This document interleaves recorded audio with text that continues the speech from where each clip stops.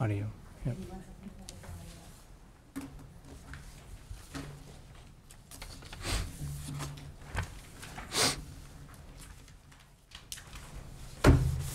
I'll start right now going live. Okay. All items have been properly noticed. Okay. Is there a director's report? Yes, Madam Chair. Nash Gonzalez. Let's see. As with every director's report, I provide you an update on what has occurred with the 2017 Redwood Complex fire, and these are what I call the recovery update numbers. As far as administrative permits that the department has issued, we are at 63 permits issued, 66 were applied for, and we have one that's been withdrawn and 2 that are on hold, and this is for the temporary travel trailers that will be placed on property while people are reconstructing. And as far as the number of building permits that have been issued, we have 82 building permits that have been issued to date. 22 permits are in queue. We have finalized 5 manufactured homes, 2 single-family residences, and 2 garages, and 2 storage buildings. And then shifting over to the 2018 Mendocino Complex fires, we are in the process right now of doing damage assessments in the field. In fact, the building department will be going out with environmental health this morning up into the Covelo area and looking at the Eel River fire. But overall, we're looking at approximately 12 structures combined with the river, ranch, and eel. 7 of those are homes, but we're still in the process of confirming what has occurred. So we're still in that stage of determining what actually has happened out there in the field. Because we've received some information from CAL FIRE, we're trying to do that verification on the ground. So again, I try to provide you with as much information as possible on what's going on.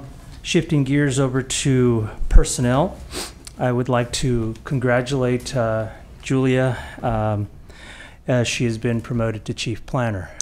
You may have heard Mary Lynn is retiring in a couple of months, and what this does is it provides a smooth transition so that the 2 of them will work together over the next couple of months. So basically there'll be a download of a lot of institutional knowledge being transferred over to Julia. So she will take the lead at of the planning division. And then I'm also happy to report that the department that the county has hired a new planning and building services director. His name is Brent Schultz. He will be starting on September 10th. And so I will be shifting over to the CEO's office as the new fire recovery director. So I'll be overseeing that program until we get things rebuilt. And I would also like to welcome Caitlin Schaefer, who is a staff 3. Caitlin, stand up, say hi. She's one of our newest additions to the department. Hi, Kate. She will be providing backup to Victoria, and she's a welcome addition to the department. Thank you. So with that, that concludes my director's report. Hey, Now, any questions for the director? This will be my last planning commission as director of PBS. Thank you very much. You always say that, Nash. Pardon? You always say that. I know, and I keep coming back. They won't let me go. So could I just ask then, who will be here for the meetings up until December 10th? It's September 10th. September 10th. Oh, September. I'm Yes, sorry. I thought it was September. September. Thank you. So there is no planning commission meeting on September 6th. So the new director will be here for the September 20th meeting? Yes. Sounds good. Okay, now is the time for matters from the public. The Planning Commission welcomes participation in commission meetings. This item is limited to matters under the jurisdiction of the commission that are not on the posted agenda and items which have not already been considered by the commission. No action will be taken. Is there anyone? Please step forward and state your name for the record. Good morning. I'm Chris Boyd. I live in Redwood Valley, and I come often as a representative of the Redwood Valley Municipal Advisory Council.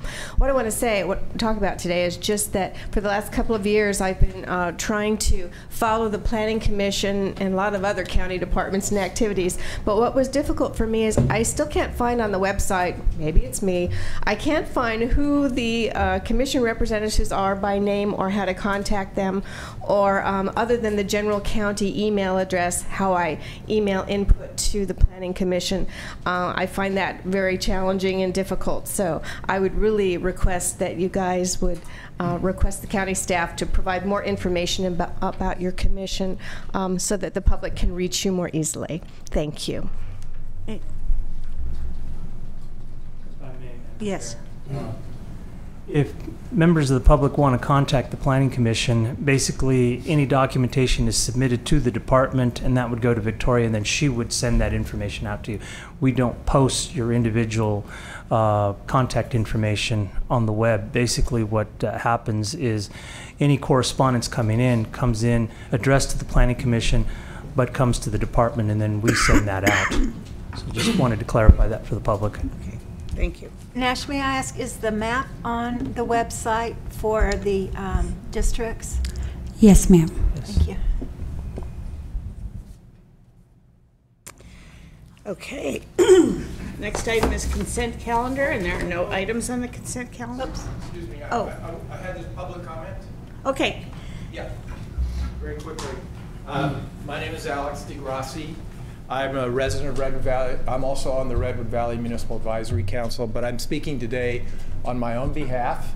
And my comment is very simple, which is these have been really extraordinary times, difficult times, and I'm glad to see that there are some new members of the Planning Department.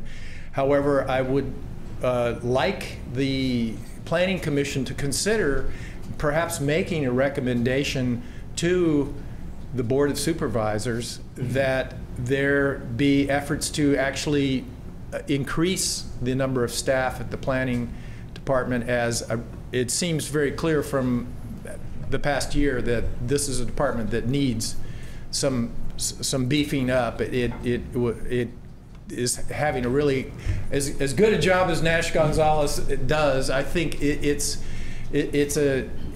needs more man or person power to deal with all the issues that we're dealing with today. I know as a member of the Red Valley MAC, we've gotten some good cooperation from the the county planning department, but we feel sometimes that we're just not really getting the time or the attention that we need, and we know that there are a lot of other unincorporated communities that are interested in working on community plans as we are, and have a lot of questions and a lot of needs and guidance, and would like to see ultimately an amendment or a new chapter to the county code that allows for various review processes for developments in our district in Redwood Valley, and I suspect some of the other unincorporated areas too. There simply just isn't, as Nash has told us, there simply is not enough person power in the county to pursue these goals and these objectives, and I would just encourage the Planning Commission to take a look at this and consider recommending to the Board of Supervisors that they try and increase their budget for county planning. So that's it. Thank you. Thank you. Any other public comment? Okay. There's no items on the consent calendar, so we will move on to the regular calendar, case U 2018-0004. Good morning, Chair and Commissioners. Sam Vandy Vandewater, Planner 2 with Planning and Building. Today I am presenting to you a use permit number 2018-0004. This is located in Redwood Valley on the north side of Bell Arbs Road, about 3 miles west of the Redwood Valley Center. The request for this project is to allow for a multi-use cannabis facility at the site formerly known as the Bell Arbs Fetzer Winery. The activities would include manufacturing of cannabis, which includes both volatile and non-volatile, distribution of cannabis, and also a testing lab to test cannabis material. These activities would be conducted in separate existing structures in a space. The total structure square footage is just over 21,000 square feet, and includes potential future expansion of both processing and industrial storage for the aforementioned cannabis activities.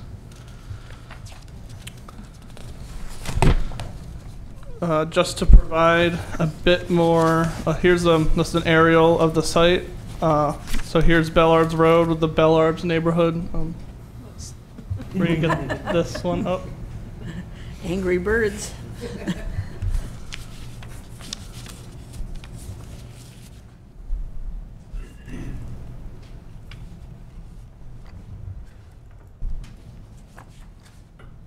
Does it need to be in this one? No. So we figured out there's one for both. And there's no signal. So we'll just ship this one. Okay.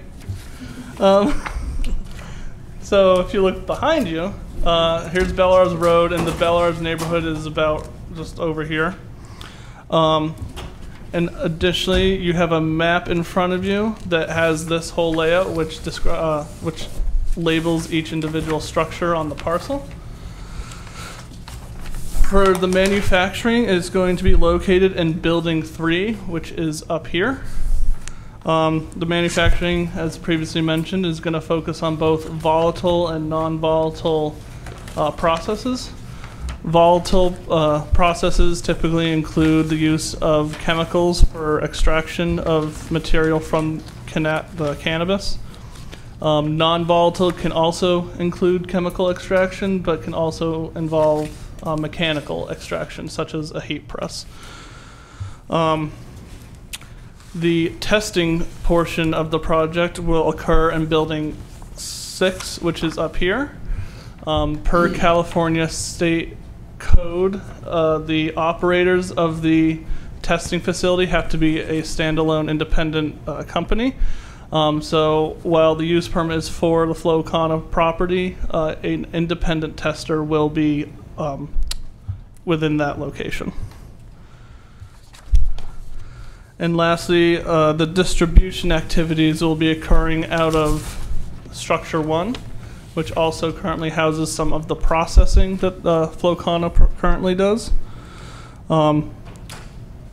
This will mostly be Flow Kana's kind of, I guess, base structure. It will involve the campus security. It will involve the break rooms as well as restrooms for a lot of the employees, and as well as the loading docks for the vehicles that will be coming in and out to deliver and send out cannabis material. Just a quick overview of some of the other structures. Building 2, while listed in the staff report as being storage, has actually already been demolished with a permitted building permit and has already been finalized. Building 4 is intended for storage uses as opposed to the processing activities. Building 7 will house, will not have an, Building 7 over here will not have any intended uses at the moment. There's a potential in the future, if they come back with a modification, to utilize that building. We have the White House and the, I believe, A-frame house, which currently serve as residences. And we have the Big Dog Saloon up here, which currently is used for private events by the residents of the parcel. Moving on to agency comments, we actually relatively did not get many comments. There are 3 comments I would like to highlight. The first is the Department of Fish and Wildlife had concerns about expansion of the property. However, given certain restrictions of the zoning code, there's no expansion of impervious services, and the applicants are using existing structures. Therefore, once we communicated that with the Fish and Wildlife, they did not have any further comments or concerns with the project. The Redwood Valley Fire Protection District, while the project is located in CAL FIRE, they did provide comment, and the fire district was supportive of Flocana's use of the property, as well as the transparency that Flocana has provided to them. And lastly, Department of Transportation has also provided comment. They not only would like any encroachment permits should they work off of Belle Arbs, but they would like to see Belle Arbs chip sealed just to kind of improve the condition. And I will discuss that a bit further in the key issues section. And moving to key issues, with regards to the general plan and zoning consistency, the project was found to be both consistent with the rangeland zoning as well as the rangeland general plan designation. Furthermore, the general plan outlines communication with municipal advisory councils, for which Redwood Valley has one. So the project was referred to the Redwood Valley Municipal Advisory Council. They provided feedback, had a couple questions that staff was able to answer, and they have provided. They've stated that that all their concerns have been addressed through the information that staff was able to provide with them. With regards to the use permit findings, the project was found to be in compliance with all 4 findings. Back to the traffic-related issues, the one concern that the Redwood Valley MAC did have was not only the traffic that would be created by the project, but also the condition of the road. Given that and the condition requested by the Department of Transportation, the condition was considered a mitigated condition within the conditions of approval, and that was used to kind of satisfy the Redwood Valley MAC's concerns regarding road improvements. With regards to environmental protection, the project was found to have a mitigated negative declaration. The only major impact that we found that needed mitigation was the road conditions for future use. Other than that, a majority of the impacts were found to be either less significant or that there was no impact. And with that said, staff recommends the Planning Commission adopt a mitigated negative declaration and grant the use permit as proposed by the applicants and subject, to the conditions of approval. Thank you. Any questions? If I may, Madam Chair, just some additional information. And this is regarding your memorandum dated August 16th from Planning and Building Services to the Planning Commission.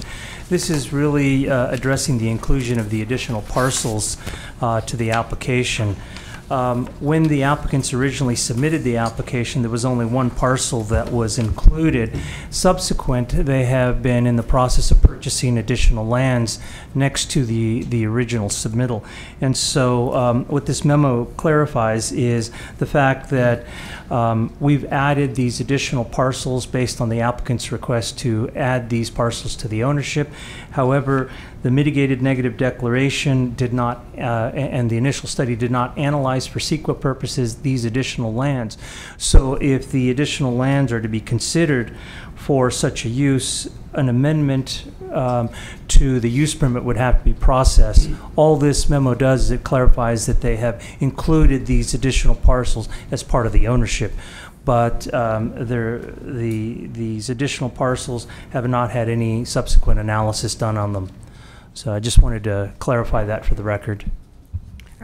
Just out of curiosity, are the additional parcels contiguous to the parcel we're discussing today? Yes, they are. And again, one is previously owned by Fetzer. The other one is formerly owned by the Brown family. And again, these parcels were, like I said, subsequently purchased, brought into the ownership. It just makes it cleaner to bring those in, describe them. But again, I just wanted to point out that no analysis has been done. So you're only acting on the original parcel today, which is 162011-28, not the additional parcels. Thank you. Nash, do you have the other parcel numbers that were purchased? I think it's in here somewhere, but.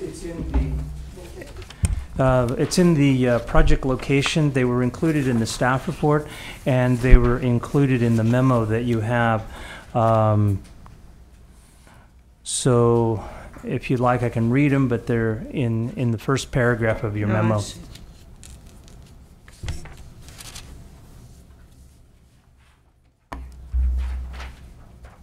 Yeah, I think I have that. I was just looking at the parcel map and trying to figure that out based on the parcel map.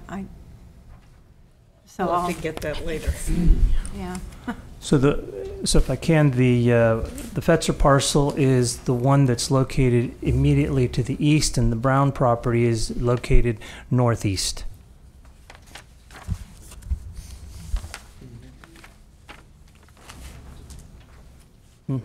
Yes.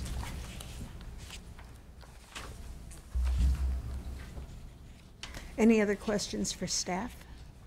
Oh, sorry, I had one for Anandi. We're working on it. It was page 16, yeah. Oh, sorry, page 15 of the report. 15. On the initial study, the draft negative declaration.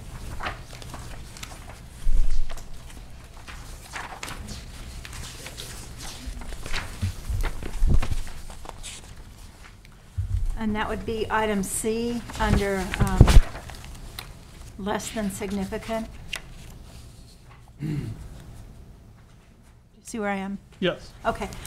In that sentence about almost halfway down, it says additional potential impacts include the use of hazardous materials, et cetera. And then at the end of that sentence, it says, and potential presence of special species as identified by the California. That probably should say natural diversity database. Okay, thank you.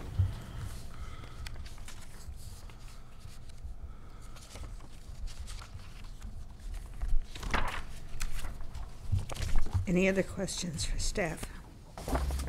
I had a question for staff about which agency has the responsibility to inspect the extraction facility for safety, and where does that happen in the process? I believe environmental health will have to require a, what's the word for it? They have to require a hazardous material plan. So I would assume that the Department of Environmental Health will be the ones reviewing those plans to determine the safety of the material and storage. Okay, thank you. I guess I just didn't quite follow. The two parcels that are not included in this, does that mean that whatever action we take today excludes them? Correct. They're just included with the project in the sense that they're under the same ownership as the subject parcel, but the action that we take today will not allow uses on those parcels at this time.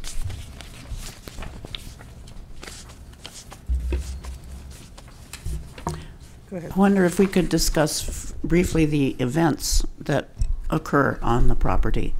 The use permit here says that no event permits are included. No. So what is the process for them to get their permits, their events authorized? Sure. Vandy, Planning and Building. The applicants are unable to use the property for public events per our zoning code. They would either need to get an administrative or a use permit depending on the attendance of guests. However, Due to the fact that there are private residences on the parcel, they are allowed to have private events. But any public event would be regulated by the county. And there's a condition to ensure that they do so. Gotcha. Thank you. Anyone else? Okay. I guess we will hear from the applicant now, if they would like to speak with us.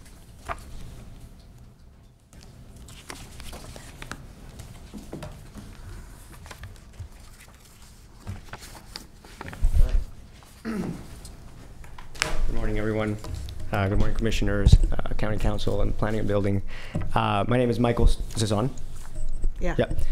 My name is Michael Steinmetz. I'm the CEO and the founder of Flowcana. I'm also an active resident of the property. I live on site with my family, with my wife, and my future kids as well. I think we know a little bit about Flowcana here. We've been at these meetings for over 2 years now, and it's at this point that I think our vision and our dream is finally materializing, and we're here before you to kind of express our continued interest to serve the county and continue to grow in our footprint here in Mendocino.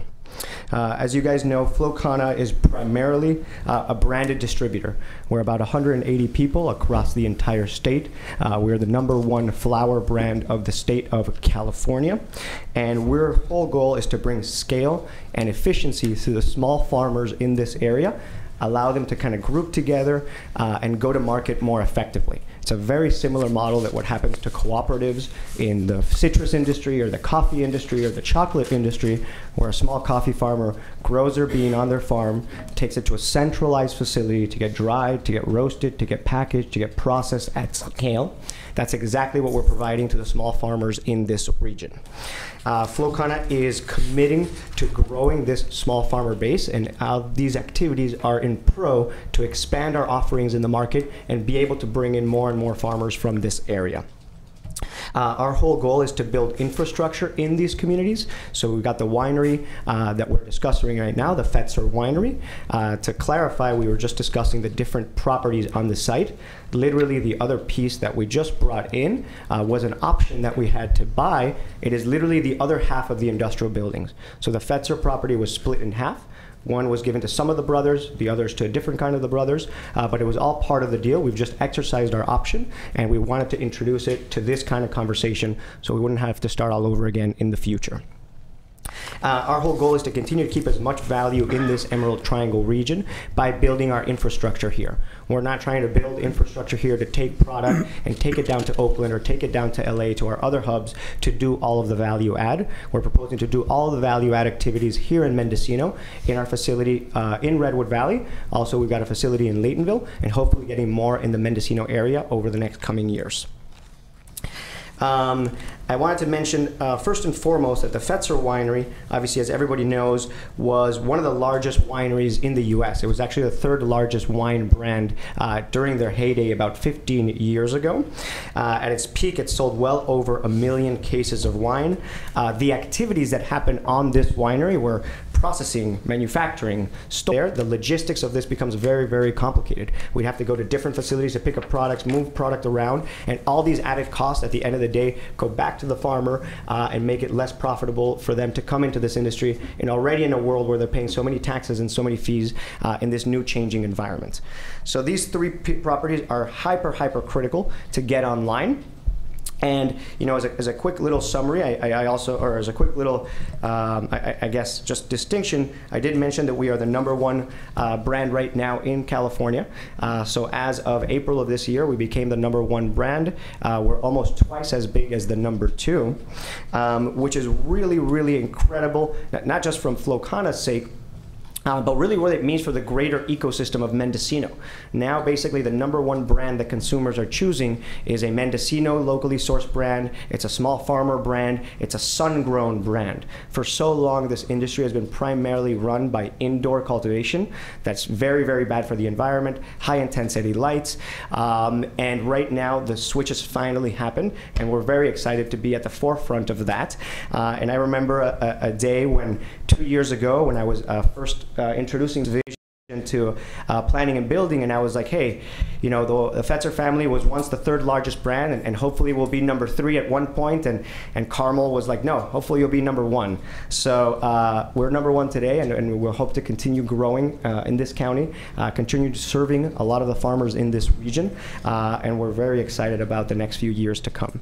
And with that said, I don't know if we'll just continue on or questions. So if you have questions for me, if not, we'll continue on the presentation as my head of policy will give the next bit. But I'm happy to answer questions now if you want. Do you do pesticide testing? Yes, or absolutely. plan to do pesticide testing Yeah, on so site? that's a great question. So the state mandated test takes 5 categories, and correct me if I'm wrong, Jeremy, but you do a pesticide test, you do mold and mildew, you do potency, so the THC levels, the CBD levels, you do also heavy metals. Is there a 5th one, or did I get? And microbials, and that's a 5th one. So we'll be doing all those 5 on site at the lab. Any other questions for the applicant? Okay, carry on. All right. Happy to come back up with questions. Good morning, Commissioners. Michael Wheeler, I'm the head of policy for Flocana. Happy to be here before you again today.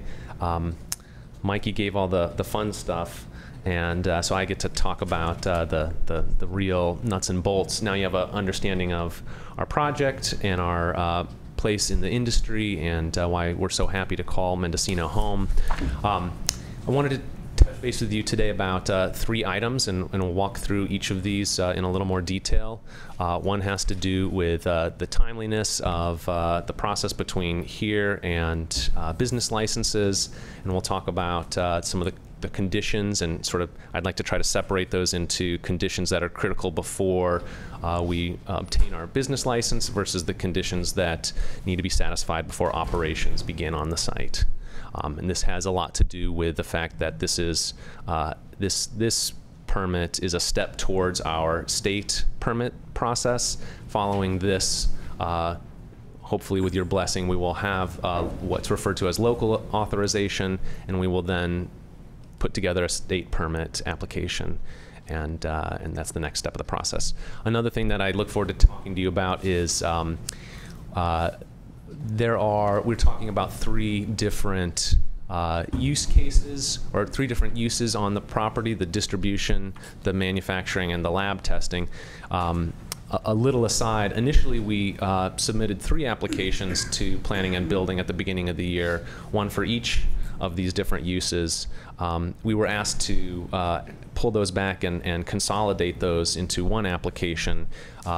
It's better for the county to have a more streamlined process. It's better for us, a simple 1 application instead of 3 applications. But we did raise the topic of what happens if we get to the stage of the game where there are conditions, and some licenses are holding other licenses back from moving forward. And we've begun to state how important it is to us to see the lab test move forward. It's important for the community as well, and so we'll be talking to you about an interest in separating the lab test business license from the manufacturing and distribution business license, talking through the conditions associated with this overall application.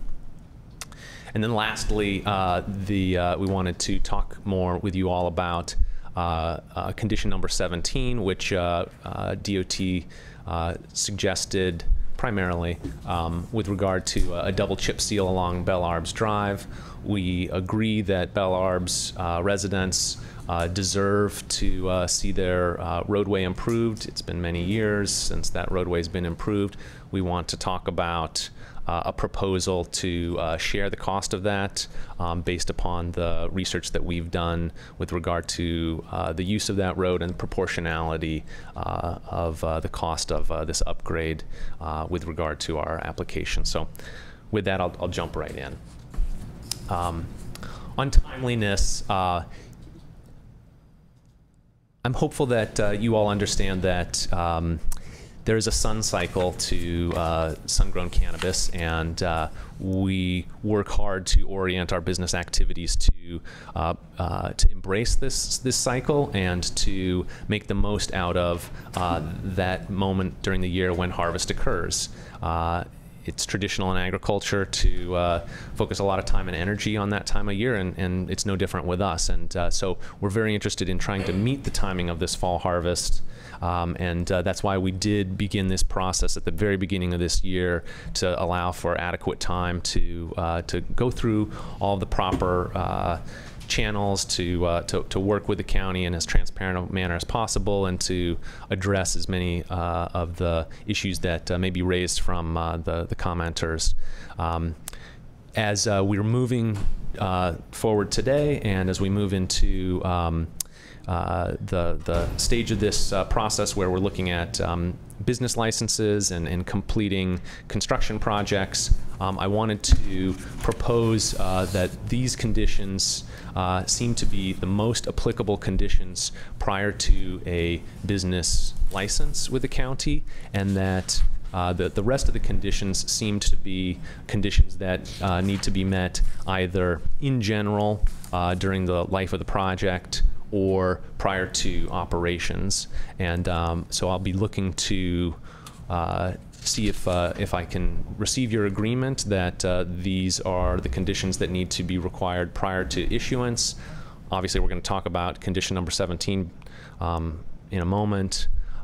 If you have any questions about this, I'd be happy to get into dialogue, or I can move on to the next topic as well. I have one quick question. Have any state permits been issued yet?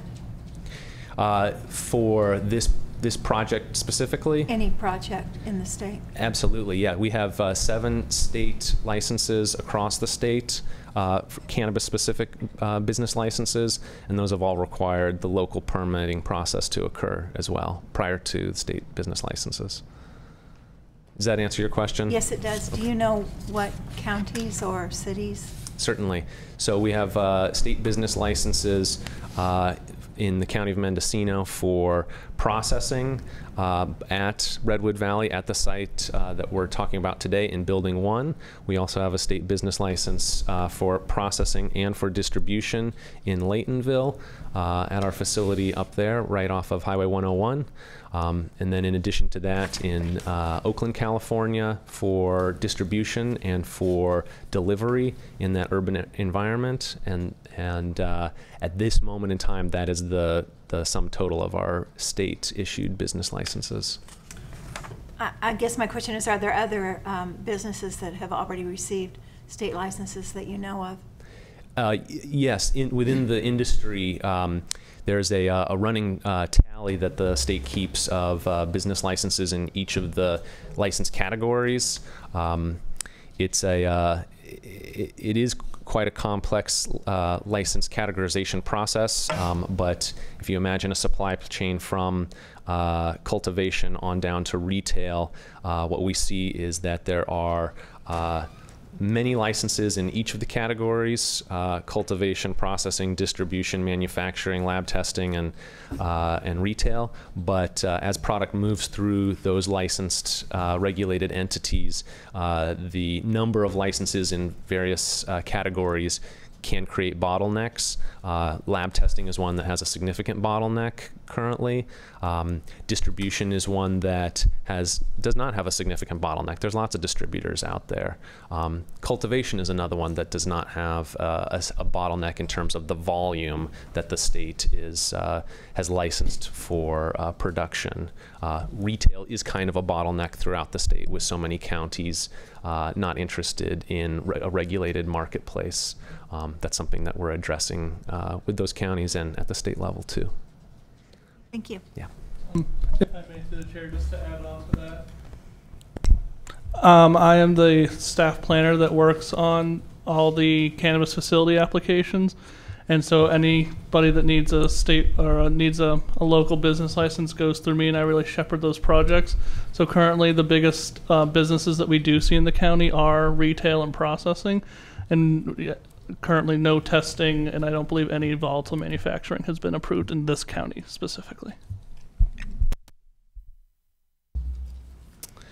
I'm going to assume that going into detail on each of these conditions is not a good use of your time, but I think that these speak for themselves with regard to, obviously, an appeal period needs to proceed prior to a business license. Of course, construction permits need to be closed before a business license would be applicable. Of course, air quality permits need to be received before a business license would be applicable. Our fish and game filing fees, hazardous materials management plan for both manufacturing as well as testing, and have those approved by environmental health, and then the approval from the fire district and CAL FIRE that they understand our project and are comfortable with the processes and level of fire management and suppression that we would have on site. Fortunately, there's no open flames, and there's we've worked very closely with the fire district to date on approving our current processing facility on site. I have a question about that. So the testing facility that you're proposing is going to be leased to a separate vendor. Are you going to be the licensee, though, or is that separate vendor going to be the licensee on the health and safety of that? Of course, that's a very good question. So there is, it's worth taking 30 seconds to just mention that the property that's under discussion and the title of the application, Swimmy Mendo, that's the owner of the property. We often refer to FCI, the Flow Cannabis Institute, as the buildings that house cannabis-related businesses on site, and Flowcana is one tenant, and Cascadia, as a lab test facility, will be another tenant, and they will be the entity that engages with the county on their hazardous materials management plan and air quality, and also has the state license in their own name. But for the purposes of this use permit, it's coming to you today with recognition that they are participating in this application, but for the sake of efficiency, the application is coming from Flowcana. Any other questions? Go ahead if you have more to say. I'm going to move forward to the second topic of three, the separation of the testing laboratory business license. And I think this is mostly, I think we've introduced why this is important to us, and I would even say that without clear knowledge of how the remainder of these conditions and fulfilling those conditions will transpire, obviously this facility needs to be blessed by the fire department, by CAL FIRE. That's for the entire facility. And we would see just a few of the conditions being specific to the business license approval for the lab itself, the hazardous materials management plan, and the construction permits associated with that project, of course, need to be complete before the lab can move forward. What we would like to see if you'd entertain is recognition that while this is a submission, a consolidated application, we do want to work with you to find out what are the criteria, what are the critical conditions that need to be satisfied for the lab to move forward itself, even if the the distribution and the manufacturing on site need to satisfy the remainder of the conditions, and this is simply to try to meet the demands of the harvest. I'm told that our we've gone through multiple iterations with planning and building on building permits for this project. We're probably in the final phases of getting approval of those building permits, and all of our construction crew is signed up and ready to go and ready to start building as soon as they can begin. And we would hope to finish that quickly in a matter of probably less than 2 months, so that we can look towards a business license and have that lab up and running in time for the harvest. Happy to answer any questions about this topic, or I can move on to the third topic. Questions? Okay. And then lastly, I wanted to talk to you all today about the condition with regard to pavement quality. This one is probably the meatiest topic that I'm bringing before you today. Obviously, pavement quality is a concern of the county. It's the only reference that we were able to find that was posted online was a 2013 pavement index study that identified Bellarbs Road as a 34 out of 100 on the pavement index score. I understand that Department of Transportation might have a revised score for Bellarbs Road that's much lower. They submitted comments that identified that Bellarbs Road was, I believe they identified a 9 out of 100. Yeah. And so clearly pavement quality is a concern of the county, and we heard that from the residents of Redwood Valley as well. And we accept that pavement quality is an issue and understand that pavement quality is an issue. And we have a proposal to support improving the pavement quality of Bellarbs Road, our access road, and their access road. That proposal, which I'll justify in a moment, is that we are interested in sharing the cost of a double chip seal for Bellarbs with the county in proportion, and frankly in more than proportional to the projected use of Bellarbs Drive by the 4 different companies that do operate at the former Fetzer Winery, what we now call FCI. And the second part of our proposal is that we would be, that you would allow us to have condition number 17 as a condition that occurs at some point in the future rather than prior to business license issuance. Obviously, this road has been in existence for decades. We believe that it does provide adequate access to the property and beyond. Folks have no trouble getting to work or getting to their residences.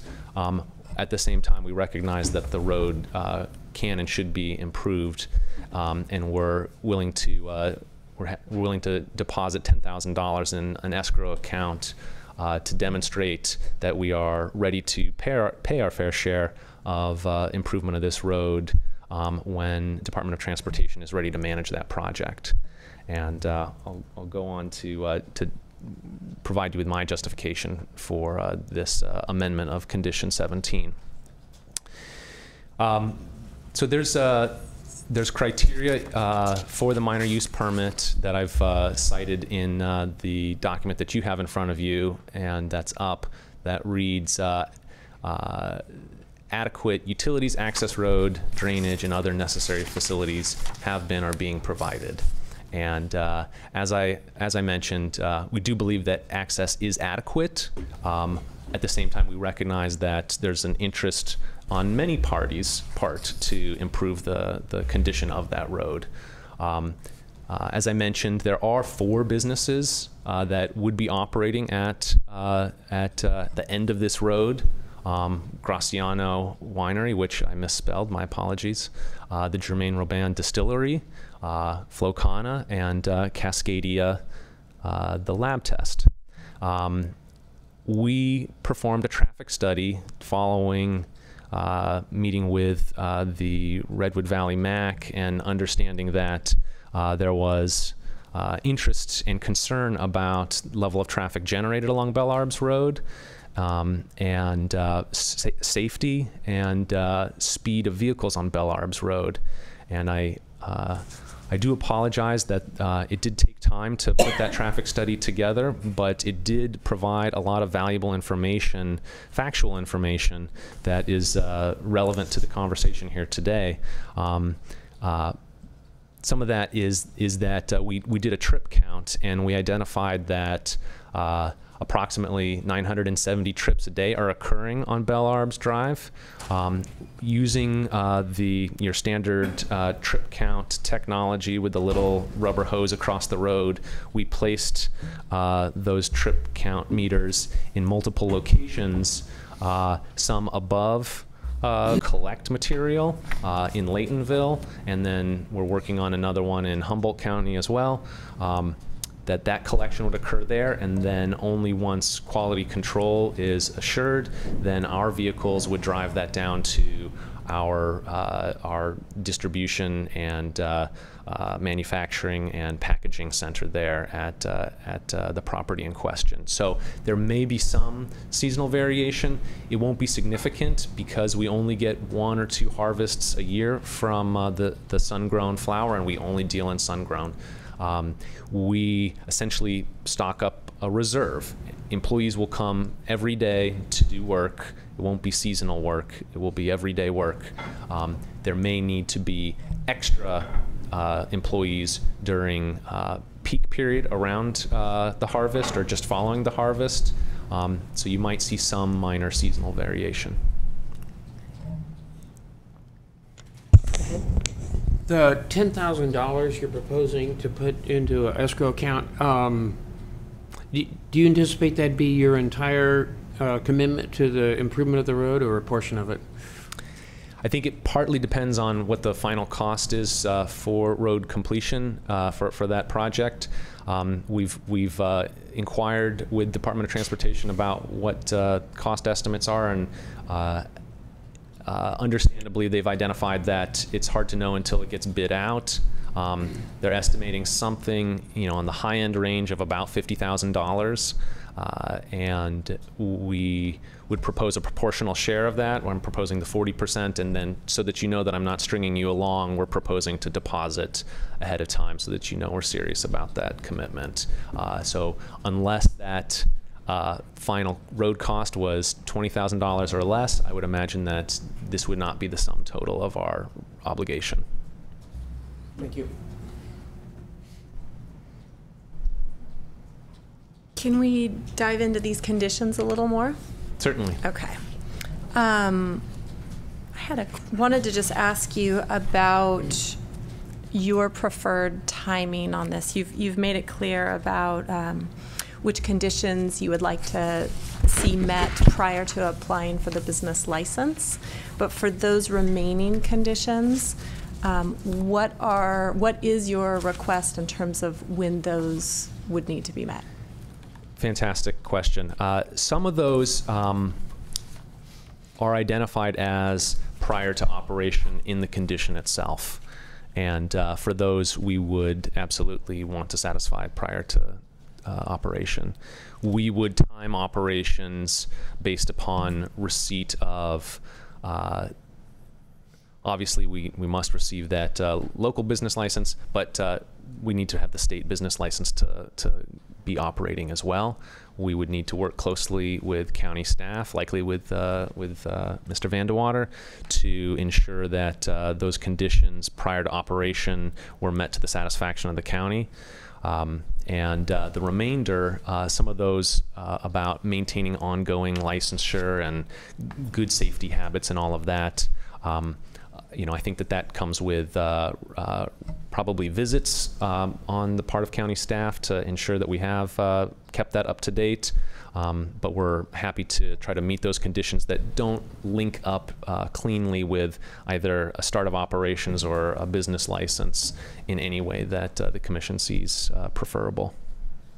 I'm curious also, thank you for that, and I'm curious if any of these conditions are barriers or if they're perhaps maybe more of a passive condition. So example, condition number 9 is about signs being in compliance. Is there a reason why that condition needs to be pushed out to prior to operation? Like, do you see that one as a barrier? No, I don't necessarily see them as barriers. I think it mostly has to do with this. So I lead all of licensing for the company, and licensing is an exercise in project management. I cannot go to the state with an application until I receive a approval of a minor use permit here. And so some of these conditions that are prior to a business license, I would like to work towards getting our business license as quickly as possible, and I would like to satisfy all of the conditions necessary to operate, but that operation date is just further out, and it gives me more time to manage all of those different details rather than a shorter amount of time. If it's not specific to the business license itself, I'm interested in having more time to manage those conditions, but I don't see them as barriers. Signage, not a barrier. We can definitely achieve that that condition without a problem. Okay, okay.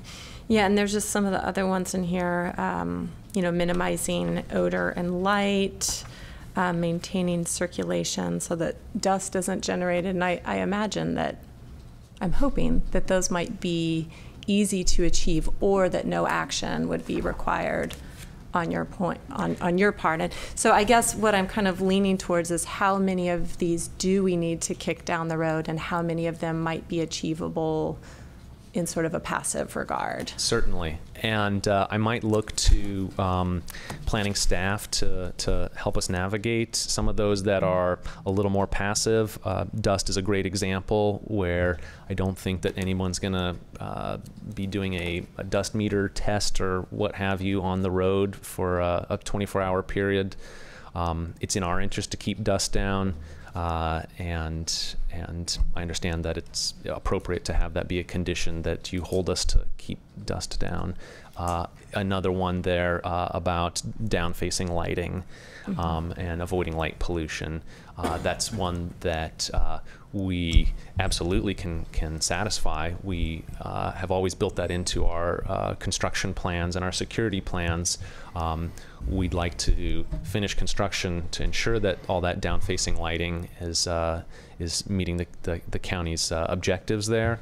I don't see it as a problem, and where construction is actually active at some of these buildings, we can definitely make sure that lighting is downcast and have a county inspection if that's your preference. If I may, through the chair, Vandy, Planning and Building. A majority of these conditions actually are relatively passive. They're just meant to be upheld during the duration of the permit. Conditions 10, 13, 17, 26, and 27 are really the conditions that are intended to be met prior to the use of the property. And additionally, condition 15... Give that list again. Sorry. I have 10, 13, 15, 17, 26, and 27. And then with regards to 15, that is included because that is a requirement prior to business license sign-off. That goes through environmental health, and they will not sign off on a business license until that management plan is submitted to them. So thank you, Vandy. And does staff have any issue with Flocana's proposal for the timeliness of meeting these conditions? Exception of the management, the hazardous management plan. We're pretty flexible. And Fish and Wildlife, that's their own timeline, so that would have to be discussed with them. But the other conditions, I would say we're relatively flexible on when that occurs, except for condition 17 is really Department of Transportation kind of their responsibility, I guess, to determine what the timeline is on that. So I guess I would turn to Department of Transportation regarding condition 17 and timelines. Okay, thank you. You can hear from them after the applicant's finished. Go ahead. Mike, I'll have one other question regarding the conditions, and it's actually number one, and I guess this goes probably to both of you. The permit's only issued for 2 years. Is that normal for any other business? Vandy, Planning and Building. That is what that's stating, is that they need to initiate some sort of use of this permit within 2 years. It's not an expiration of the use itself. It's just stating that they need to begin working on this permit within 2 years, or else after the 2 years, this permit kind of becomes null and void. Thank you. You're welcome.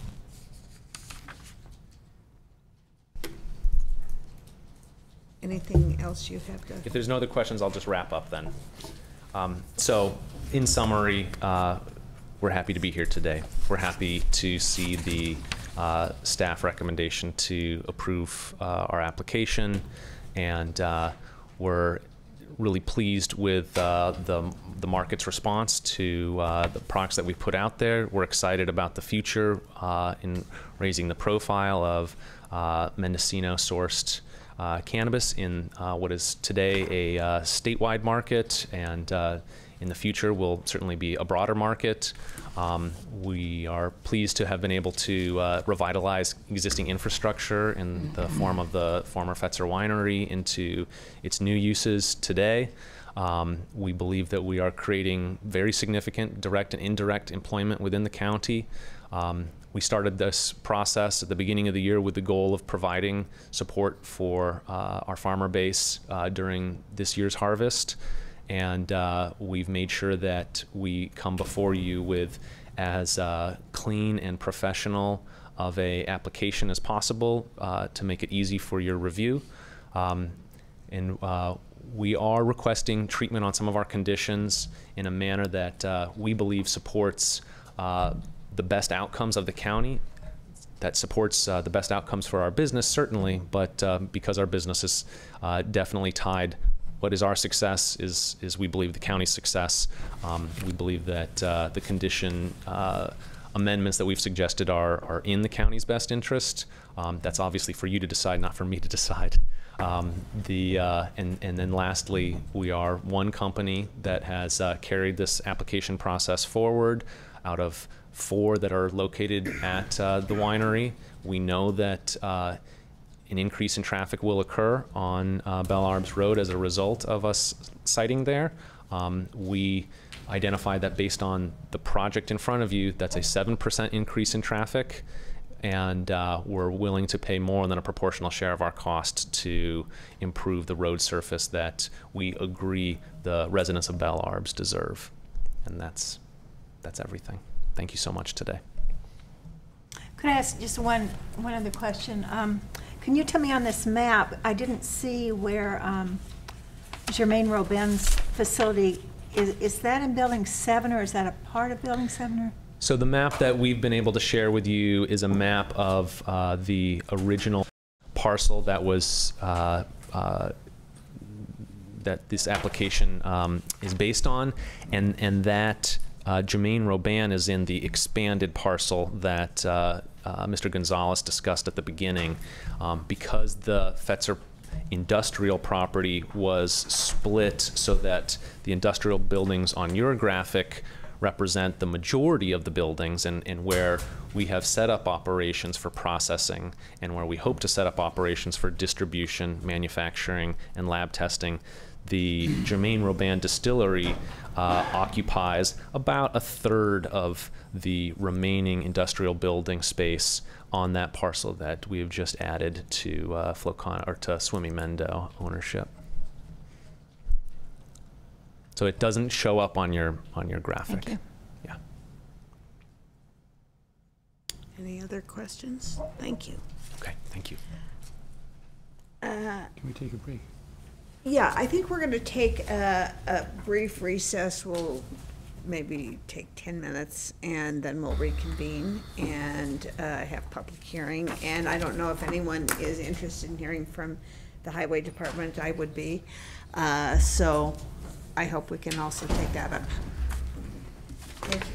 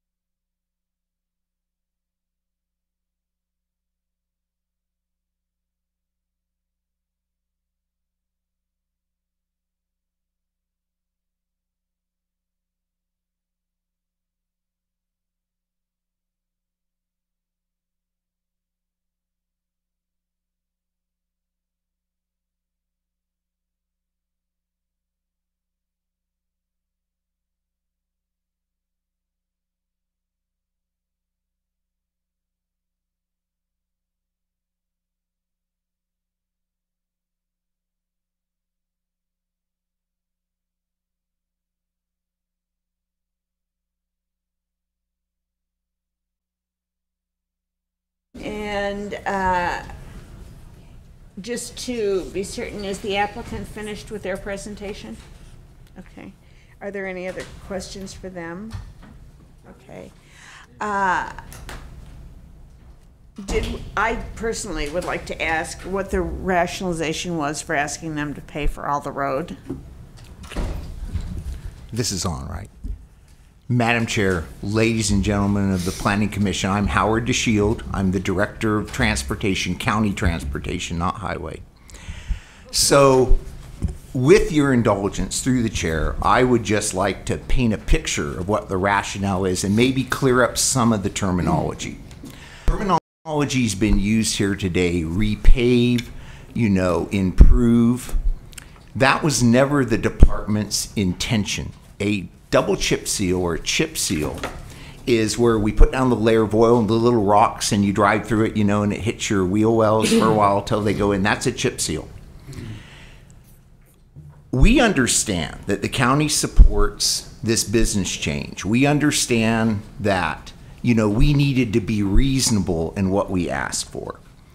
If we wanted to advocate for a true road improvement or repaving a road, you probably would have taken a narrow residential road. You would have asked for things like widening, expanding the shoulder, and doing a repave. And that could have been hundreds of thousands of dollars. We get that.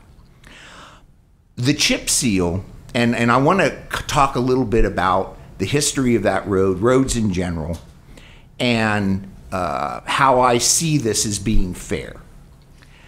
That subdivision was done in the 50s. The person who subdivided that gave the land to the county and built the original road.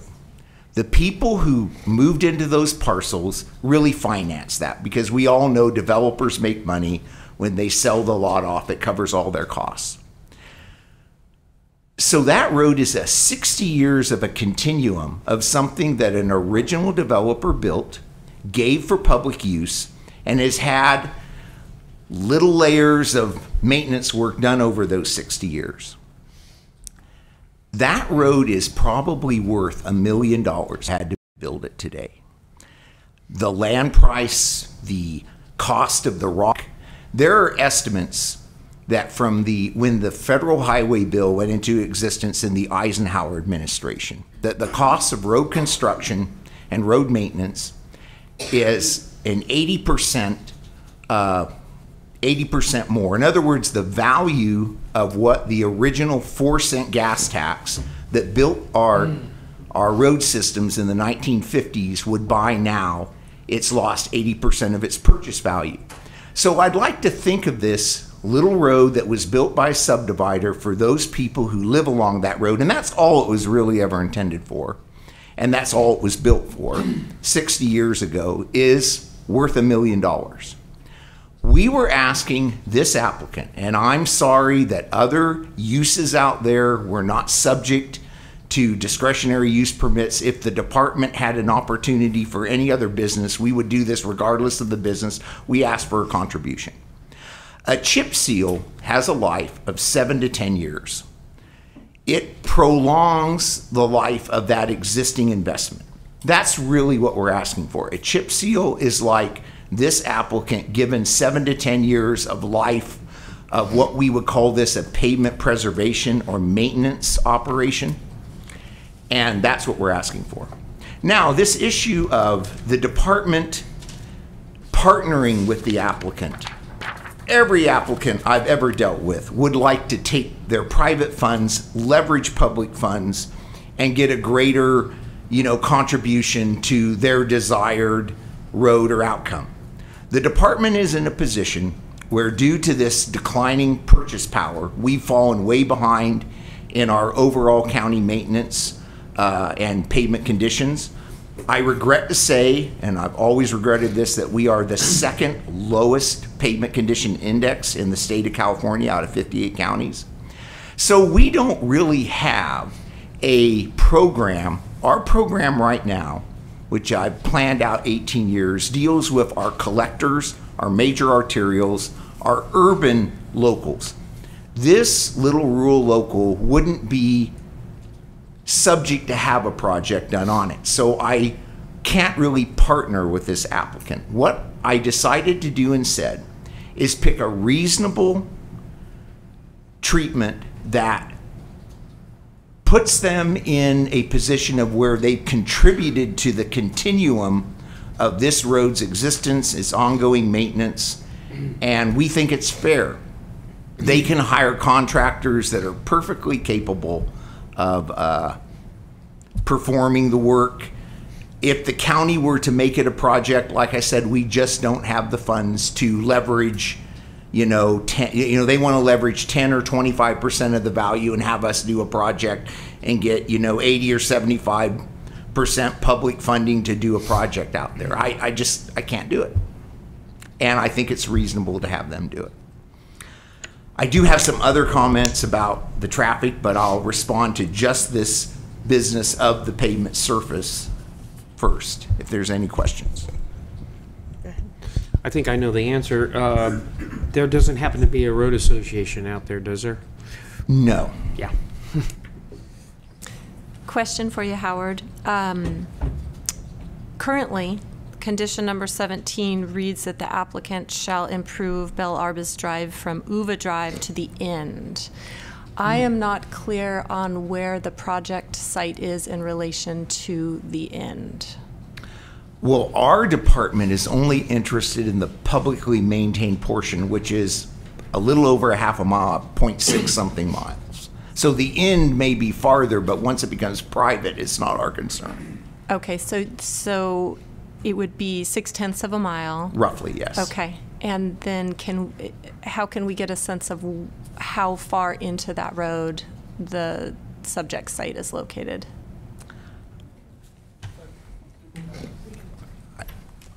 I don't know. Okay, sounds like the applicant knows. The project ends at the end of the county road for me. After that, it doesn't matter. Okay, thank you.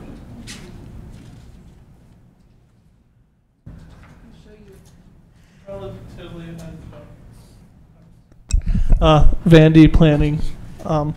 Relatively, I think approximately here. I can pull up Google Maps if you'd like to get a bit more detailed look at it. Well, that doesn't even reach the property. No, it does not. There's, I believe, 1 or 2 parcels between the end of the publicly maintained portion and the subject parcel. Okay, so to clarify, the county road ends and the subject parcel is beyond the end of the county road? Correct. Okay, thank you. Go ahead. I guess I have a question, and maybe I wasn't really clear on the answer. So are you saying that there is no avenue for a partial payment from applicants to do road maintenance for the county? If the county had a project planned and their contribution could be seen as adequate, then that is possible. But what you're doing is asking me to create a project on a road I would not otherwise have a project on. I have a limited resource. That means I would have to not do work somewhere else in the county's 1,000-mile system that would be on roads of a higher priority, higher use, as I said, collectors, arterials, urban locals. So you would basically be saying, here, we'll give you $10,000 and you're committed to go do a public project at 70–80% public money. So it's a great deal. I got to hand it to the developer. If you could leverage $1 for 10 or 20 cents, I mean, that's a good deal. I get that. Well, I understood this was a deposit, the $10,000 and they would pay up to 40% of the project, not the complete project. So I guess my question is, why can't that be achievable? Because I don't need to do a project out there right now. I have higher priorities. Has there been any work done on it in 60 years? Okay. I probably deserve that. There has been less work done since the 80s on all our road system, which when the decline started, when the cost of oil and energy skyrocketed, and we haven't been really able to put material into all the roads. But yes, there has been chip seals and work done on that road from the time the developer bought it, yes. And there's routine maintenance that goes on all the roads. Thank you. Could you describe for us the process of chip sealing? I assume that the road has to be swept at a minimum. Is there no patching involved? You just put the seal over? That's correct. This project was described as doing dig outs, which is a correction of a base failure, which on most of the roads is less than 10% of the surface, where you dig out a failed area, then you would chip seal over the whole road. That's correct. So that is what the department asked for. It's very typical of what we do when we do go in and do a road project. Okay. Go ahead. I may be stepping a little too far out here, but it seems to me like the county, there's no road association. The county doesn't have any leverage over other users of the road. Like we have, right now we have somebody asking for a permit, and so we can, in order to get that permit, we can demand something, but we don't have any leverage over the other companies that are working there or the residents farther up the road. So that's it. That's the answer. I may be wrong, but I think the owner of the property must have leases with the other businesses there and would be able to increase the rent to help cover the road. But other than that, I don't see how, I just can't imagine any other way to ask or require the other users of the road to contribute. And staff can correct me if I'm off. Any other questions for Mr. DeShield? Thank you. Could I, through the chair, just ask to make some comments that also came up on traffic? I saw the final traffic study for the first time yesterday. I don't know if it's been available sooner or if it was just out late to publish. I just want to go on the record, and I will be sending a memo to Planning and Building to go on record. I don't dispute their factual analysis. They refer to their traffic study. I don't dispute that there's capacity for the additional 77 trips. I don't dispute the fact that they're talking about using small vehicles, vans, and pickup truck type size things, that they won't have large trucks on the road. I don't dispute the fact that the road has the capacity for that. I was slightly alarmed at the fact that the traffic consultant, didn't talk to my department about our policies, operations. This report came out speaking to speed, and right away recommended speed cushions, which by operations we don't deploy, particularly on a road like this. Speed cushions haven't been necessary. I have not been getting speeding complaints. Even the data they submit show that the traffic's traveling within the expected percentile reaction. There's an errant amount of traffic driving slightly faster, but it hasn't been a problem. I don't have that in the file. The speed cushions pose problems in a residential community like this that's rural, and that there are 6 or 8 foot shoulders, so often traffic will just avoid them. They'll drive around them, in other words. The people out there have landscaped right along there, you know, that'll be disruptive. If the traffic is aggressive, they'll screech their brakes on, they'll gun their engines to go over them.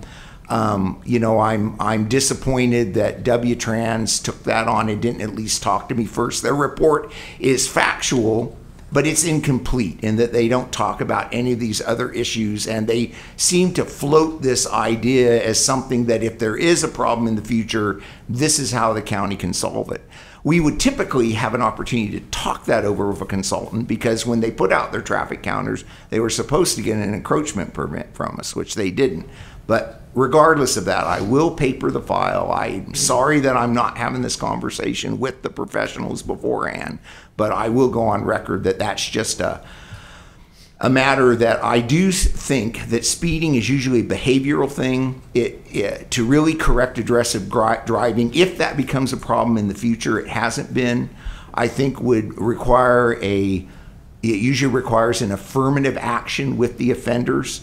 I would rather see the applicant put out radar and camera systems that can find the errant drivers, and then if they are members of the business, that they would discuss that. Of course, our other option is law enforcement and patrol.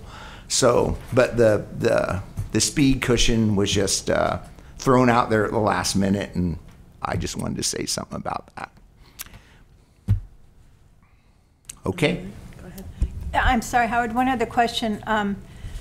When the big trucks were operating there with Fetzer during harvest season, was there any consideration of asking Fetzer to pay for maintenance of the road? I'm Vandy, Planning and Building. As previously mentioned, this parcel is zoned rangeland, and within the rangeland zoning district, packaging and processing for wineries is a permitted use. So at no point would Fetzer had ever had to get a use permit. Therefore, DOT would have been unable to condition any of Fetzer's activities. You know, also, that parcel has a easement right to Smith Lane, which is a private alley to the north. So I'm not even sure if there weren't other routes that were used in history. I just don't know. You mean for transporting? Correct. That parcel also has a right to use Smith Lane, which is a private road. And often those things start as haul roads or ag roads, and then people subdivide and build houses on them, which is what has happened on Smith Lane. So, but that is not a county road, so I just don't know. Any other questions for Mr. DeShield? At this point, I think we need to open the public hearing, and I know Mr. Knoll has expressed an interest in addressing specific stuff. Richard Knoll, 1265 South Main Street in Lakeport. I just really want to answer your question about the distance between the FCI facilities and the intersection of Uva and Belle Arbs. We calculated that at 1.16 miles. The county maintained road is that 0.62 miles from Uva to the end. You can kind of see that transition where the straight road sort of bends around, and that's the point at which it becomes private. At this time, we would be very happy to hear from members of the public. Please step forward. State your name for the record. Good morning. I'm Katrina Fry, the Executive Director of Fry Vineyards in Redwood Valley. Could you please spell your name? Katrinafrey. About 6 months before Flocana purchased their property, the Fry Vineyards team visited the old Fetzer facility to consider buying it. And we were really shocked at the deep disrepair the property had fallen into, and concluded that we didn't have the financial resources to be able to clean it up and restore it. So I was very pleased to hear that it had been sold to a buyer who could revive it. I think it's extremely appropriate to restore industrial footprints that already exist. And just by chance, I went for a tour there 2 weeks ago, and again was impressed that the building restorations were done with much ecological sensitivity and appropriate technology. And I've also been happy about Flocana's willingness to be transparent about their business and their great efforts in reaching out to neighbors and dialoguing. And as the founder of the first organic winery in the U.S., I'm also very happy to have their firm commitment to organics, and I think that's completely in line with what Mendocino County stands for. And one more thing, after the October wildfires, I was touched by their generosity to the Redwood Valley fire survivors. They provided lovely meals for the entire community at the public meetings that took place after the fire, first at the Grange and then at the middle school. So I think that they have demonstrated they are responsible and generous and forward-thinking members of the business community of Redwood Valley. Yes, step right up. If you'd just state your name again anyway. Christine Boyd again from Redwood Valley. A couple of things, I've been listening in on this, and I'll make a few points. First of all, speed cushions or speed bumps are often looked at as a way of calming traffic. From Southern California, where I come from, the fire department, that was something that was problematic for emergency responders. And given the need for emergency responders in Redwood Valley these days, I would personally push against that one. Although there have been complaints to the Redwood Valley MAC, perhaps Mr. DeShiel did not hear about them, but when we had a public meeting on February 17th of 2017 regarding Flow Kana, we had a big debate back and forth, pro and con on Flow Kana. And one of the things that was of chief concern to the residents was the roadway and speeding. So I really appreciate learning more about that in the transportation report, though I haven't had time to fully absorb that. But speeding is said by the residents to be an issue, as is the road itself. This points out to a bigger issue in Mendocino County, and maybe it's something that this commission could look into, and that is the idea of conditioning new development as a matter of code. And perhaps it needs to be more specifically stated what the requirements can be, because we can talk about businesses that are using that road that have been there for a long time. They pay taxes and have been in the area paying taxes for a long time, and presumably that has been what has been going into the county budget to support road improvements. When a new development comes in other counties in Southern California, it's very typical to condition those new developments to pay a portion or a fair share as determined by county governance and as voted through public process. And perhaps this bigger issue of conditioning for all the improvements, not just roads, is something that the county needs to look at a little bit more seriously, although it would add more cost to development, and that's for sure. Let's see, is that it? Current, yeah, that's about it. So, and I would also echo Katrina's comments about the openness and the candor that we have heard for the last at least year and a half from Flow Kana. I think they have won over a number of the people who would have come here to protest, as they did to the MAC meeting back in last February, but there are still some issues regarding this road. Thank you very much. Any other members of the public who would care to speak?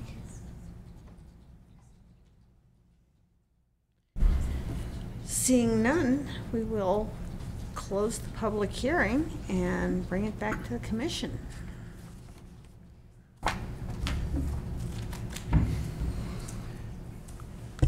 Well, I'll start.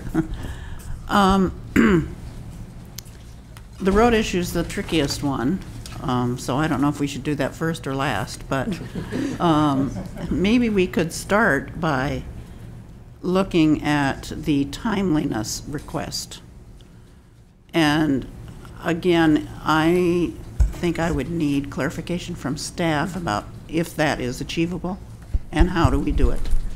Vandy, Planning and Building.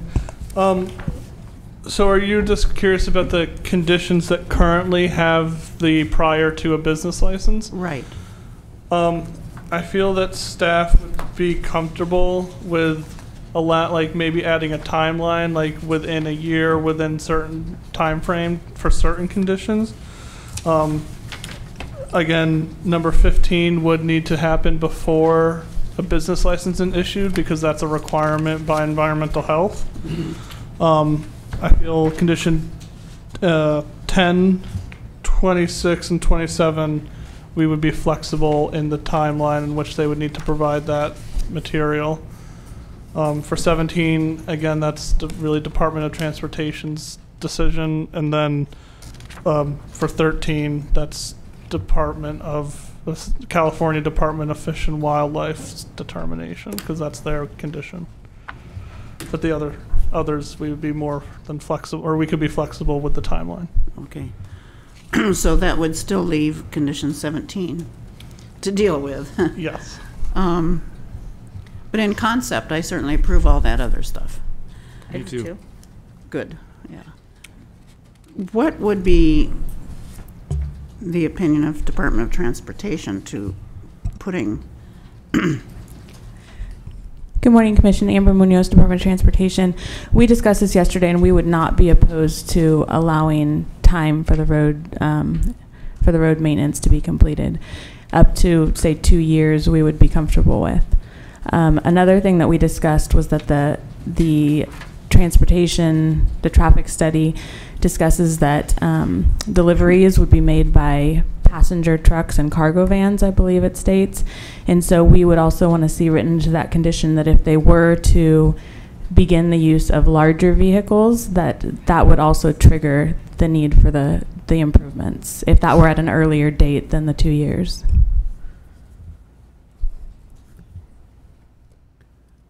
And so then, if they did have 2 years and we're not using the larger vehicles, it might be possible for them to go ahead and get their state permit in a timely manner. Yeah. Well, as to the the need to require the chip seal, I hope it isn't a deal breaker, because I think the project is just great. But it seems like it is an important request, and one we may not be able to avoid. I'm sorry that you've ended up being the ones to have to, come up with the work and hiring somebody to get it done, and others haven't been able to have a mechanism to help. But I think we should require it. Yeah, I was sold on this explanation. So, but I am also glad that there is time. I think if we aren't a little bit flexible here, we're just going to redline our rural neighborhoods, right. And people are just going to, that's going to start to be the deal breaker in any business locations. Is the road good enough? Or are we going to have to build one? And, I don't think that is necessarily a good way to go. It is too bad that there isn't a road association, because then there would be a mechanism to do more ongoing maintenance, and that might be something you want to look at in the future. If you can whip up support for that, you'll still probably be a major contributor to that, but at least it would become more of an ongoing proportional part. Well, you stole my thunder. This issue has come up numerous times, and so I think it's important that staff and the commission require a road commission whenever possible, because it hasn't done in the past, and we run into this over and over again. I've seen these road requirements kill businesses in the 3rd District, and so I'm very sensitive to that. But at the same time, if this road is registering a 9 out of 100 and is at a point of failure, and County DOT has no timeline or capacity to make those improvements, I see that it could be in the best interest of your project and your business to keep the road in a working order. And I'm very supportive of this 2-year time frame in which to make the commitments. And I hope what that will do is to get you seamlessly through, well, first get you the state business license, and then get you seamlessly through the first even couple of harvest seasons before you have to allocate the staff and the finances to do that. So I hope we can make that work. Go ahead. Are there road associations on county roads?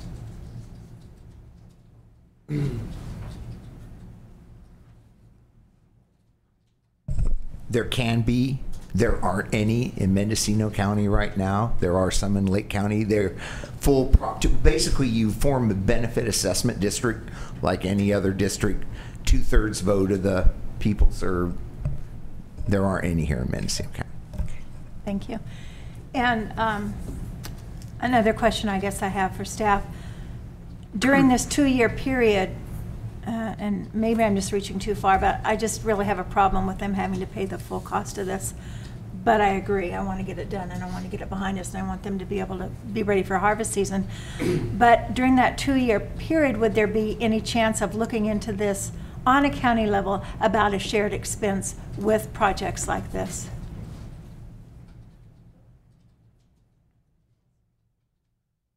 I have a plan that I've worked on over the last 2 years. Again, it goes for 18 years.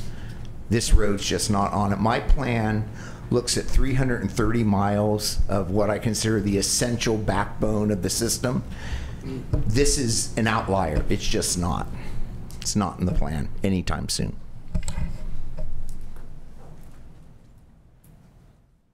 So I guess my question then is, if there are other road improvements where there could be contributions, is that in your plan?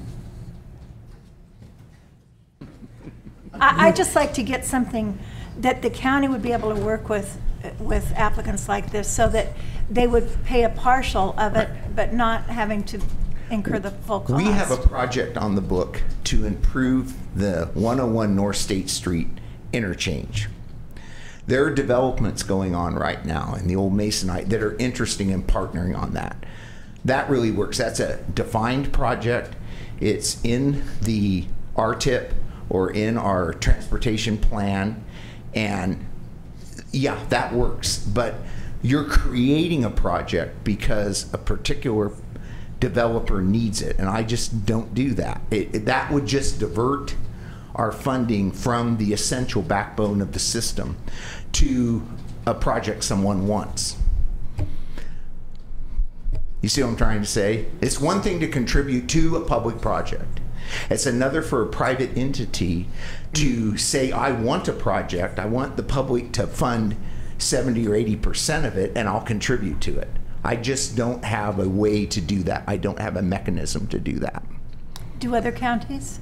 I don't know. Okay.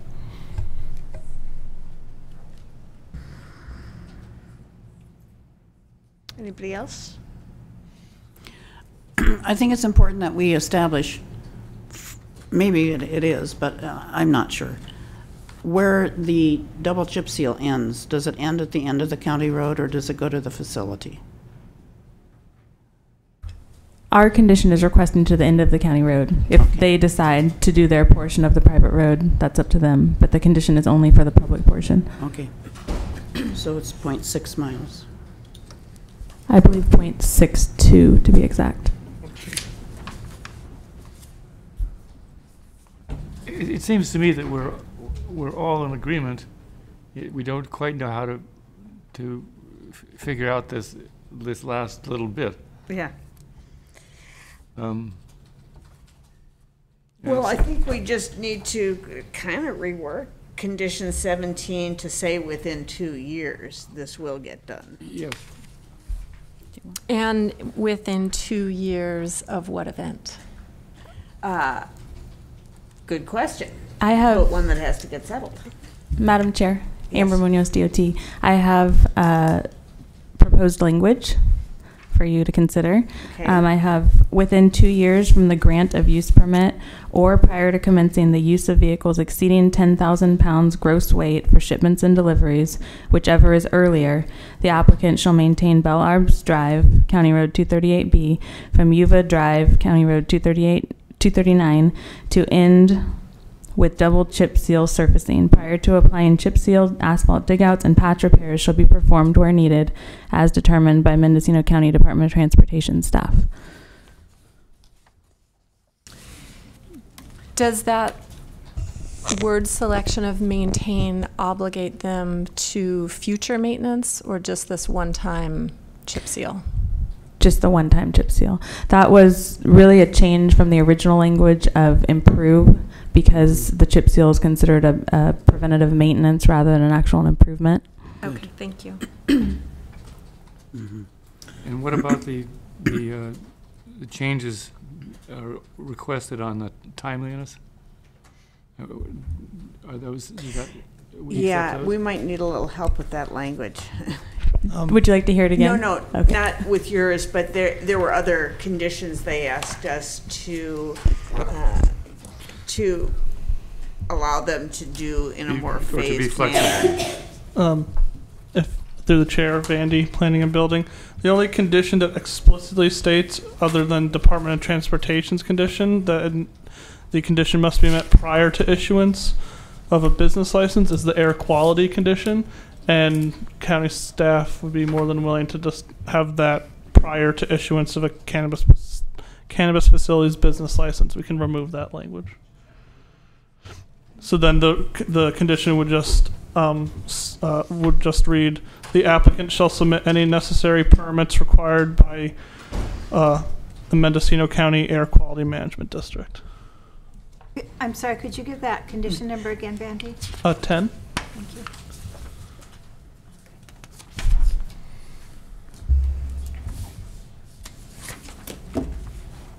Vandy, am I understanding correctly that these conditions, as written, with the exception that you just gave on number 10, allow for the flexibility requested by the applicant? Yes. I don't believe we would need to add any additional language, and the other conditions don't explicitly state that they need to be met prior to the issuance of the business license. Okay. If I may, through the chair, Julia Krog, Planning and Building, I would just request that perhaps we could get clarification from the applicant as to exactly which conditions they were requesting for change in terms of the timeline. Staff in their presentation was understanding that they were accepting of many of the timelines, many of the conditions in terms of compliance before issuance of the business license, except for this condition related to transportation. And condition 15 they were also accepting of. So I'm not sure if the applicant could just come up to clarify. Michael Wheeler with Flocana. Just to clarify, on your handouts titled Timeliness, I think I should have added page numbers. We do identify a number of conditions that we are comfortable meeting prior to issuance of a business license. The remainder of the conditions we felt we would prefer to meet either in an ongoing manner, if that's their nature, or prior to operations, if that is the nature of the condition. So those were 1, 5, 10, 13, 15, 26, and 27. Madam Chair, if I may, just so my understanding is that the applicant is in agreement with these conditions being complied with prior to issuance of the business license. They are accepting of how the language is presently written, and that the only request for change in terms of the timing aspect at this time would be relative to condition 17, as well as they provided the clarification that for the labs facility specifically, that there were only 2 prior to issuance of the business license conditions for that specific use. So then, Julia, how would we change our motion? The only revision, if you were accepting of the language that was read into the record by Department of Transportation in terms of the modification to condition 17, that would really be the sole change at this point in the current conditions of approval as written. How's everybody with that? And we could therefore pass the recommended motion with the additional, the modified language to condition 17. And if I may, just because this was an initial study was prepared and a mitigated negative declaration was recommended and is being proposed for adoption for this project, staff would like to add a little bit of additional language to that finding related to CEQA, just because this condition that is going to be modified is the one mitigation measure that comes out of that initial study. And so with that, we do have to make a finding pursuant to CEQA that the revised condition has the same practical effect and will not cause a harm to the environment. And you need to actually wordsmith that, or is that something you've got in your little We bag actually of have some computer tricks. tentative language already prepared, which I will turn to the project planner, and he can read that into the record. Vandy Planning and Building. So the finding would be a new finding in addition to the existing ones, and that would be a substitution mitigation finding. That would read, pursuant to the California Code of Regulations, section 15074, the substituting condition that shall replace condition number 17 in the conditions of approval has been determined to... You hit 10,000 pounds is really do it right now. Maybe I could propose an alternative and say 2 years, or when you hit 20,000 pounds, that's not a semi. A semi is 80,000 pounds or more. It's a box truck, and it's what you would see. You know, it's not unlike a UPS truck. If I may, Madam Chair. Yes. Department of Transportation would be in agreement with that. The 20,000. Yes. I would like to move the recommended motion with the alteration of the findings that have been proposed. I'll second it. And before a vote, I would like to clarify whether or not we are also making a modification to condition 10 by striking the first section of that sentence. Staff's recommendation is to leave the condition as presently written, given that the applicant appears to be in agreement that that's something they can comply with prior to issuance of the cannabis facility license. Perfect, thank you.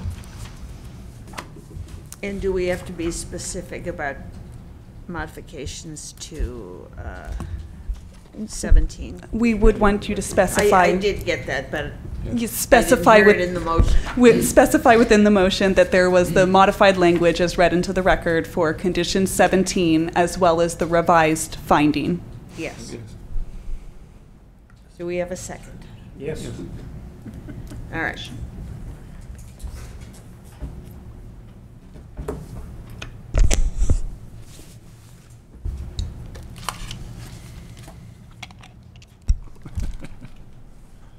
Commissioner Nelson. Yes. Commissioner Hall. Yes. Commissioner Howell. Yes. Commissioner Warner. Yes. Commissioner Ogle. Yes. Commissioner Purnell. Yes. Chair Holdcamp. Yes. Motion carries unanimously. Thank you, Chair and Commissioners. Thank you.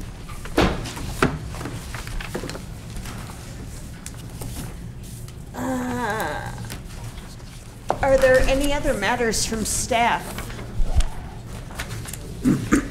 We have none. Oh, excuse me, I see Victoria. Yes, there will not be a Planning Commission meeting on September 6th. We will move to the next regularly scheduled Planning Commission meeting on the 20th. Yes. Are there any matters from commission? Yes. I'd like to say thank you to Nash Gonzalez for working with us for so many years all put together and bringing us your knowledge. You're a very detail-oriented person, and it's paid off, and I think we've made some progress. I do wish we had more staff. I agree with what our speaker from Redwood Valley said. It would be nice if we could gear up and have staff to support the MACs and other projects, but we've done very well under you. I appreciate it. Thanks, Nash. Here, here. Yeah. Yes, thank you. And I just wanted to, again, say I will not be at the September 20th nor the October 4th meeting.